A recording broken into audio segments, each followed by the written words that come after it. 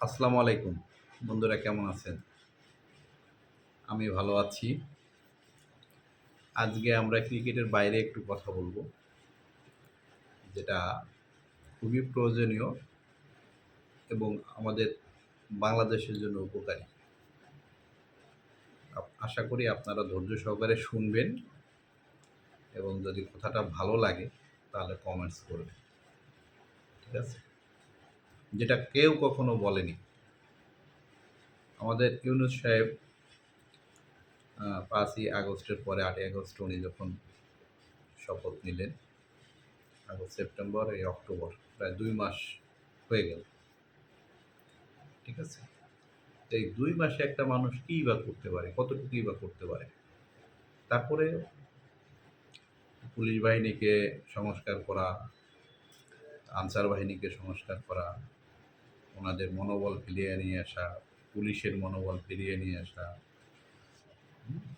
এগুলো করতে, করতে আসলে এখন কিছুটা স্বাভাবিক। আমরা মনে করি আমাদের লাইফটা কিছুটা স্বাভাবিক পর্যায়ে এসেছে। এখন আমাদের উচিত কি? ওনাকে হেল্প করা, সাহায্য করা। হ্যাঁ? যে এক সরকার চলে গেছে যেহেতু তাকে নিয়ে ভেবেও লাভ নেই, তার সমালোচনা করেও লাভ নেই। এখন আমাদের এগিয়ে যাওয়ার পালা। এই এগিয়ে যাওয়ার জন্যই কোটা সংস্কার আন্দোলনে যখন বিভিন্ন পোলাপান মেরে ফেলল, হ্যাঁ? তখন কিন্তু আমরা পরোক্ষভাবে কোটা সংস্কারের পক্ষেই ছিলাম। যদিও আমরা নামতে পারিনি বা যাই হোক, যে কারণেই হোক। এখন আমরা চাই একটা সুন্দর বাংলাদেশ। যে বাংলাদেশে কোনো দারিদ্রতা থাকবে না, দুর্নীতি থাকবে না, যেখানে লবিং থাকবে না, হ্যাঁ? নেতা হবে জনগণের নেতা, যাকে দেখলেই শ্রদ্ধা করতে ইচ্ছা করবে, যাকে দেখলেই বুকে জড়িয়ে ধরতে ইচ্ছা করবে, যাকে দেখলে ভয় লাগবে না। আমরা এই ধরনের বাংলাদেশ চাই। ঠিক আছে? যেখানে লেজুর বৃত্তি থাকবে না, তেলবাজি থাকবে না, তোষামোদি থাকবে না। এই ধরনের বাংলাদেশ আমরা চাই। ইউনূস সাহেবের আসলে চাওয়া পাওয়ার কিছু নাই দেশকে দেওয়া ছাড়া। সে এমনিতেই অনেক অর্থ, বিত্ত, বৈভবের মালিক। সো তার এটা না হলেও চলবে। তার ২ টা মেয়ে, ২ টাই এস্টাবলিশ। এজন্য আমি মনে করি উনাকে আরেকটু সময় দেওয়া উচিত। হ্যাঁ? তো আমি আজকে একটু অন্য বিষয় নিয়ে কথা বলি, বেকার সমস্যা। এই কোটা সংস্কারটা কেন হলো? আমাদের দেশের লোকসংখ্যা এত বেশি, আমরা শিক্ষিত হওয়ার পরে অনেকেই বসে থাকি। একটা চাকরির প্রত্যাশা, একটা সরকারি চাকরির প্রত্যাশা। করে একটা ছেলের জীবনে ৩০ টা বছর চলে যায়। তারপরে কি হয়? সে একটা বেসরকারিতে কোম্পানিতে চাকরি করে বা বাইরে যাওয়ার চেষ্টা করে বা বাইরেও যায়, অনেকে বাইরে চলে যায়। অনেকে ভালো জায়গায় যাওয়ার জন্য তারা কি করে? বিভিন্ন পন্থা বেছে নেয়। দালালের মাধ্যমে যায়। তারা সেই দালালের মাধ্যমে ঘুরে ট্রলার দিয়ে কোথায়, কোথায় যে অনেক সময় আমরা শুনি ট্রলার ডুবিতে অনেক লোক মারা গেছে। খুব কষ্ট লাগে। আমাদের এইটুকু একটা দেশ, প্রায় ২০ কোটির মতো মানুষ, হ্যাঁ? সো এই কারণেই এই অবস্থা। বেকার সমস্যাটা আমাদের বেশি। সরকারি চাকরির কোঠা কয়টা? কয়জন মানুষ বিসিএসে টিকতে পারবে? বলেন, এতগুলা স্টুডেন্ট, এতগুলা ছাত্রছাত্রী, কয়জনকে সরকার চাকরি দিতে পারবে? কোটা সংস্কার হলো কিন্তু কিছু অনেক রক্তের বিনিময়ে, অনেক ত্যাগের বিনিময়ে। কিন্তু তাতেও কি আমাদের এই বেকার সমস্যার সমাধান হবে? আমি মনে করি না। কারণ আমাদের চাকরির যে আসন সংখ্যা, তার তুলনায় আমরা প্রার্থী অনেক বেশি। আমাদের স্টুডেন্ট অনেক বেশি। আমাদের অনার্স মাস্টার্স করে বসে থাকার হার অনেক বেশি। তো এই সমস্যা থেকে যদি আমরা বেরিয়ে আসতে চাই, আমাদের বিকল্প পন্থা বের করতে হবে। কি বের করতে হবে? সেটা হলো বৈধ উপায়ে আমরা কিভাবে বাইরে যেতে পারি। বহির্বিশ্বে গিয়ে কাজ করতে পারি। আমাদের যোগ্যতা অনুসারে, আমাদের মেধা অনুসারে। কিন্তু অনেক সময় দেখা যায় আমাদের কাছে টাকা নেই। আমার আ কি বিদ্যা আছে, বুদ্ধি আছে, সবই আছে। পরিশ্রম করতে পারবো। কিন্তু আমাদের টাকা নেই। আমরা দেশে কী করি, বিভিন্ন ইউটিউব চ্যানেল দেখে দেখেন বিভিন্ন ধরনের, যেমন একবার উঠলো কি টার্কি পালন। মানুষ কিভাবে নেমে গেল টার্কিতে। টার্কির বাজার কমতে, কমতে এমন একটা পর্যায়ে এখন কেউ টার্কি খায় না। একবার কি আসলো ড্রাগন ফল। এই শাইখ সিরাজ সাহেব, অমুক ইউটিউবার, তমুক ইউটিউবার এই ড্রাগন ফল নিয়ে কত কিছু করলো। আমরা তরুণরা ঝাঁপিয়ে পড়লাম সেই ড্রাগন ফল চাষে। কি হলো এখন ড্রাগন ১১০, ২০, আমি মনে করি মেইন চাষি পায় ৫০, ৬০ টাকা। মাছ, যে মাছ আমরা দাম কিন্তু বেশি, কিন্তু যারা কৃষক, যারা মাছ উৎপাদন করে তারা কিন্তু ভালো নেই। কেন ভালো নেই? আর মাছের খাদ্য খরচ অনেক বেশি। তো আয়ের সাথে আমরা যে মাছ উৎপাদন করি খরচ তার প্রায় কাছাকাছি চলে যায়। ঠিক আছে? তো সেখানেও বেকারদের যখন সেখানে ইনভলভ হয়, সেখানেও ধরা খায়। পোল্ট্রি শিল্পে সেখানেও একই অবস্থা। খাদ্য খরচ এত বেশি, যা উৎপাদন হয় দেখা গেল যে সমান সমান হয়, অনেক সময় আর যদি মারা যায় বা ভাইরাসে ধরে যায় তাহলেও কিন্তু অনেক বড় লস হয়ে যায়। কবুতর সেক্টর কি হলো? একজোড়া কবুতর ৭০, ৮০, ১,০০,০০০ টাকা দিয়ে, আমিও কবুতর পালতাম। হ্যাঁ, ডেনিশ কবুতর আমি ২ জোড়া কবুতর ৯০,০০০ টাকা দিয়ে এনেছিলাম। পরবর্তীতে আমি সেটা বাচ্চা ২৫-৩০,০০০ করে বিক্রি করলাম। মার্কেট থাকতে থাকতে দেখা গেল যে বেশ ভালো একটা লাভ আমার চলে আসে। তখন আমি কি করলাম, পুরো আমার যখন দ্বিতীয় বাচ্চাটা হলো আমি পুরো কবুতর বিক্রি করে দিলাম। আমরা কিন্তু লাভবান, কবুতর দিয়ে প্রায় ৮-১০ লাখ টাকা লাভ করেছিলাম। এরপরে কবুতরে ধস নামলো। যে কবুতর ৫০,০০০, ৬০,০০০, ৭০,০০০ টাকা জোড়া ছিল, এখন সেটা ৫০০ টাকা এক পিস, মানে ১,০০০ টাকা জোড়া। যেমন ডেনিশ, সাদা ডেনিশ। আজকে একজন কবুতর খামারির সাথে আলাপ করলাম, কয় দাদা ১,০০০ টাকা জোড়া। আমার এটা ৬০,০০০ টাকা বলছে, আমি দেই না। এত সুন্দর সাদা ঠোঁটের এক জোড়া ডেনিশ, কালো ডেনিশ, যেটা ১,০০,০০০ টাকা করে জোড়া বিক্রি হয়েছে। কিন্তু এখন এটা লোকাল বাজারে বিক্রি হয় ১৫০০, ২,০০০, ২,৫০০ টাকায়। এই হলো আমাদের বেকারদের সমস্যা, যে আমরা যে সেক্টরেই যাই মাইর খাই। তো এর থেকে সরকারকে কিভাবে উত্তরণ করতে হবে? কিছুদিন আগে জামাতে আমির সাহেব উনি বলেছেন কি, যে আমরা যদি ক্ষমতায় যাই আমরা বেকারদের ১০ লাখ টাকা করে ঋণ দিব বা অনুদান দিব, যাই হোক। তা আমি এই কথাটাই ইউনূস সাহেবকে বলতে চাই যে উনি যদি পারে সরকারে গিয়ে ১০ লাখ টাকা করে বেকারদের দিতে, দেখা গেল উনি দিল, ধরেন ১ লাখ বেকারের দিল, ঠিক আছে? কিন্তু দেখবেন এর ভিতর ৫০,০০০ বেকার বসে বসে খেয়ে এটা শেষ করে ফেলবে বা ভুল পথে ইনভেস্ট করবে। আর কিছু কিছু বেকার কাজ শুরু করবে, কিছু বেকার ঝরে পড়বে, হ্যাঁ, কিছু উদ্যোক্তা তৈরি হবে, হ্যাঁ, ১ লাখের ভিতর ১০,০০০ দেখবেন যে উতরাইয়া যাবে বা ভালো করবে, কিন্তু ৯০,০০০ তো ফেল করবে। তাহলে টাকাটা কিন্তু কাজে লাগছে না। এই টাকাটাকে যদি আমরা কাজে লাগাই, আমরা যদি ১০ লাখ বেকার বা ২০ লাখ বেকার বা ২৫ লাখ যারা শিক্ষিত বেকার আছে, তাদেরকে যদি আমি কাজে লাগাইতে চাই, আমার এই যে ম্যান পাওয়ার কিন্তু অনেক বড়, অনেক দেশে ম্যান পাওয়ার নেই। তাদের জনসংখ্যা কম, অনেক বড় রাষ্ট্র কিন্তু জনসংখ্যা কম। আমেরিকা বলেন, ইউরোপের বিভিন্ন দেশ বলেন, যেখানে জনসংখ্যা কম, তাদের কিন্তু তাদের কাজের লোকের দরকার হয়, বিভিন্ন সেক্টরেই দরকার। তো আমার এখানে যুক্তি হলো, আমাদের যে বেকার সমস্যাটা আছে, আমরা যদি সরকারি খরচে এই যে শিক্ষিত বেকার, আধা শিক্ষিত বেকার বা একেবারে যারা 8 পাস, 9 পাস, তাদের যোগ্যতা অনুসারে সরকারি খরচে বাইরে পাঠিয়ে দিতে পারি, তাহলে কি হবে দেখেন। সরকারি খরচে কেন বললাম? কারণ অনেকের অর্থনৈতিক সমস্যা আছে বাংলাদেশে, সে বেকার। কিন্তু যদি আমরা সরকারিভাবে, যেমন আমাদের সরকারের বিভিন্ন দেশে দূতাবাস আছে, এই দূতাবাস যদি ওই দেশের বিভিন্ন কোম্পানির সাথে যোগাযোগ করে যে আপনাদের লোক লাগবে, আমি লোক দিব, আমাদের দেশে লোক আছে, শিক্ষিত, কর্মঠ এবং যোগ্যতা সম্পন্ন লোক আছে, আমি দিব, আপনারা নেবেন কিনা বা কতজন লোক নেবে।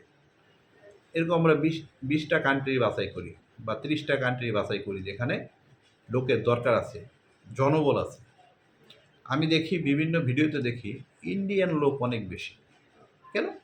আমরা বাংলাদেশিরা কি ইন্ডিয়া থেকে পিছায় আছি? আমার কাছে মনে হয় তো আমরা তো তাদের থেকে কোনো অংশে পিছায় নাই। বরং ইন্ডিয়ার দেখবেন যে উপর দিয়া ফিটফাট কিন্তু ভিতর দিয়ে কিন্তু ওদের এখনও অনেক জায়গায় ল্যাট্রিন নাই। স্যানিটেশন ব্যবস্থা এখনও উন্নত না। তো ইন্ডিয়া আমাদের থেকে উন্নত হতে পারে নাই। তো আমরা যদি এই 20 লাখ বেকারের ভিতরে 10 লাখ পাঠিয়ে দিই বাইরে সরকারি খরচে, সরকারের লাভটা কি আমি এটা বলি। ধরেন 10 থেকে 15 লাখ টাকা খরচ হলো। একটা ছেলে গিয়ে তো ওখানে কাজ করবে বা বেতনভুক্ত হিসেবে কাজ করবে। সরকার যদি একটা ব্যাংক করে দেয় যে যারা আমাদের মাধ্যমে যাবে তারা আমাদের এই চ্যানেলে টাকা পাঠাইতে হবে এবং ওখানে যে আমাদের মানে প্রবাসী কল্যাণ আছে ওদের সাথে ওদের মাধ্যমে ওই কোম্পানিগুলোর চুক্তি হবে, বেতন ঢুকবে এবং বেতনটা নিবে আমাদের ওখানকার সরকারি মাধ্যমে। তাহলে কী হবে দেখেন, আমাদের সরকারে যদি 10 লাখ টাকা খরচ হয়, উনি যদি সর্বনিম্ন 1 লাখ টাকা বেতন পান, একটা লোক বাইরে গেলেন, সরকার নিয়ে গেলেন, আমার কোনো টাকা পয়সা খরচ লাগলো না, আমি বাইরে চলে গেলাম, সরকারি খরচে গেলাম, আমার পিছনে সরকার 10 লাখ টাকা খরচ করল। আমি কি করলাম, মাসে মাসে কাজ করলাম এবং সরকার করলো কি, যে ব্যাংকটা সরকারি যে ব্যাংকটা সেই ব্যাংকটার মাধ্যমে আমি টাকা পাঠাইলাম বা সরকারের ফান্ডেই টাকাটা আসলো। আসার পরে আমি সরকারের ওখানে যে সরকারি অধিদপ্তর আছে সেখান থেকে আমি বেতনটা নিলাম, সরকার ওখান থেকে একটা অংশ কেটে রেখে দিল, যে টাকাটা দিয়ে সরকার পাঠালো। হ্যাঁ, ওখান থেকে ধরেন আমি সাপোজ 1 লাখ টাকা পাইলাম, 50,000 টাকা সরকার রেখে দিল, আর 50,000 টাকা আমি পাঠিয়ে দিতে পারলাম। তাতে হবে কি, 2 বছরে কিন্তু আমার সরকারি টাকা শোধ হয়ে যাবে। কিন্তু আমার যে 10 লাখ বেকার আমি পাঠিয়ে দিতে পারলাম, এরপরে কী হবে, আমার রেমিটেন্স আসা শুরু করবে। আমার দেশে তখন আর ডলারের সংকট থাকবে না। ঠিক আছে, আমাদের বৈদেশিক যে ডলার যে রিজার্ভ সেটার কিন্তু সংকট থাকবে না।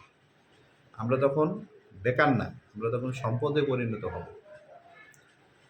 আমি চাই, আমি আসলে আমার ছোট্ট ক্ষুদ্র জ্ঞানে যতটুকু বুঝাইতে পারলাম, আপনারা বুঝলেন কি না জানি না, বাট আমার কাছে মনে হয় এরকম উদ্যোগ নেওয়া উচিত।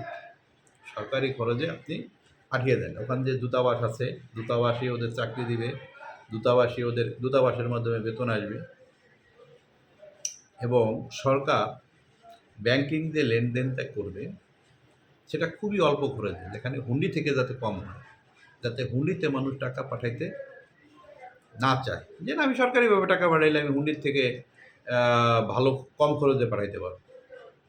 তাহলে কিন্তু আমাদের রেমিটেন্সটা আসা আরও বেড়ে যাবে। তাহলে কি হবে, আমাদের বেকার সমস্যা কমে গেল, আমাদের রেমিটেন্স বেড়ে গেল, মানে আমাদের রিজার্ভ বেড়ে গেল। তাহলে কিন্তু আমাদের টাকার যে অবমূল্যায়ন হয়েছিল বা মূল্যস্ফীতি বেড়ে গেছিল এটা কমে যাবে, টাকার মানটা বেড়ে যাবে। তো ঘুরে ফিরে এই বেকারদেরকে আমরা যদি সম্পদে পরিণত করতে চাই, আমাদের বিকল্প ভাবতে হবে। এখনই সময় বিকল্প ভাবার, না হলে একটা জনবিস্ফোরণ ঘটবে আমাদের দেশে। কিছুদিন পর পর দেখবেন আন্দোলন হবে। এই যে আন্দোলনের পথ দেখিয়ে দিলেন, এটা কিন্তু কিছুদিন পর পরই হবে। কারণ বেকাররা কী করবে, মানে যখন সহ্য করতে না পারবে তখন তো তাদের রাস্তায় নামা ছাড়ার গতি নাই। আমার সরকারি চাকরির পোস্ট তো সীমিত। ধরেন ১০০টা আসনের জন্য আমরা ২০,০০০, ৩০,০০০, ৫০,০০০, ১ লাখ প্রার্থী আমরা অ্যাপ্লিকেশন করি, কিন্তু পোস্ট তো ১০০টা। সো আমার সরকারের কাছে আকুল আবেদন যে আমাদের এই বেকারদের, যারা আমরা শিক্ষিত আছি, এদের ওখানে ওই ধরনের চাকরির ব্যবস্থা করুক। যারা 8 পাস আছে তারা ওখানে ওই ধরনের চাকরির ব্যবস্থা করুক, কিন্তু সরকারিভাবে যান, যাতে কোনো হয়রানি না হয়। ঠিক আছে, সুন্দরভাবে প্রত্যেকটা জেলায়, ঠিক আছে, আমাদের করে দেওয়া উচিত। হ্যাঁ, তাহলে আমাদের দেশে যদি জনসংখ্যা কমে যায়, দুর্নীতিও কমে যাবে, বেকার সমস্যাও কমে যাবে, চুরি ছিনতাইও কমে যাবে, চাঁদাবাজি কমে যাবে, সব কিছুই কমে যাবে। আপনি শান্তিতে ঘুমাইতে পারবেন। ঠিক আছে? প্রত্যেকটা ফ্যামিলির যদি একটা ছেলে বাইরে থাকে, আমি মনে করি একটা ছেলে বাইরে থাকা মানে ওই ফ্যামিলিটাকে রিচ হওয়া, ওই ফ্যামিলিটা ভালোভাবে চলা। তাই এজন্য সরকারের সুদৃষ্টি কামনা করছি যে আমাদের বেকারদের জন্য কিছু করে, নিঃস্বার্থভাবেই করে। দেখবেন এরাই একসময় সম্পদে পরিণত হবে, এরাই আপনাদের রেমিট্যান্স যোদ্ধা হবে। আমরা অনেক পরিশ্রমী জাতি, আমরা আমাদের মেধাও দিতে পারি, পরিশ্রমও দিতে পারি, শুধু আমাদের দরকার একটু হেল্প, পিছন থেকে একটু ধাক্কা দেওয়া আর কি। ঠিক আছে? তাহলে সরকারি চাকরির জন্য আমরা এত কোটা করবো না, এত পাগল হব না। আমার কাছে মনে হয় যে কোনো একটা সরকারকে এগিয়ে আসা উচিত, এবং সরকারি কর্মচারী কর্মকর্তা এরা যদি দুর্নীতি করতে না পারে সেটাও ফলো আপ করা উচিত। হ্যাঁ,